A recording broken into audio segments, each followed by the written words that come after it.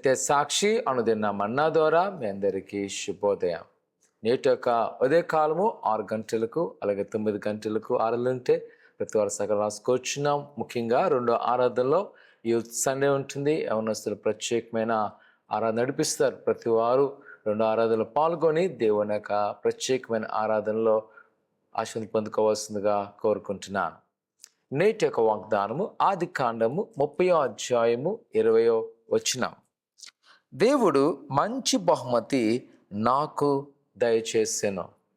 ప్రియకుమార కుమార్తె యాకోబు గారి యొక్క భార్య అయిన లేయా గారి యొక్క ప్రార్థన ఇక్కడ మనం చూడగలం. ఆమె కొంచెము కంటి దృష్టి లోపం వలన యాకోబు ఆమెను ఇష్టపడలేదు, కానీ అనుకున్న పరిస్థితిలో వివాహం జరిగింది. కానీ దేవుని యొక్క కృప ఆమె ఉండడం వల్లంట ఆమె కుమారుడు అనుగ్రహించబడడం చూస్తాం. ఇక్కడ కానీ చూసినప్పుడు దేవుని యొక్క ఉంది, దేవుడు మంచి బహుమతి నాకు అనుగ్రహించాను. ఆ బహుమతి ఏంటంటే ఆస్తి కాదు, లేదంటే వైభోగాలు కాదు, కానీ బిడ్డలు కలిగి ఉండడము. నిజమైన అప్పుడే కుమార్తె లేయా గారు ఇచ్చిన ఆ గొప్ప ఆలోచన ఏంటి అంటే, దేవుని యొక్క బహుమానము ఎంతో శ్రేష్టమైనది.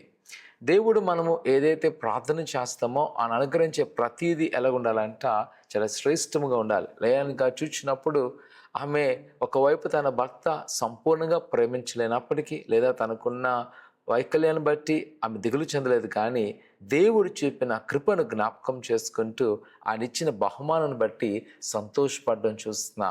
ఈ దినాన మన జీవితంలో కూడా కొన్నిసార్లు దేవుడు చేసిన మేలు మర్చిపోయి చుట్టూ ఉన్న పరిస్థితులను జ్ఞాపకం చేసుకుంటూ దిగులు చెందుతుంటాం, అధైర్యత ఉంటాము, మనస్తాపం చెందుంటాం. కానీ లేయా గారు మనకు నేర్పిస్తుంది ఏంటో తెలుసా?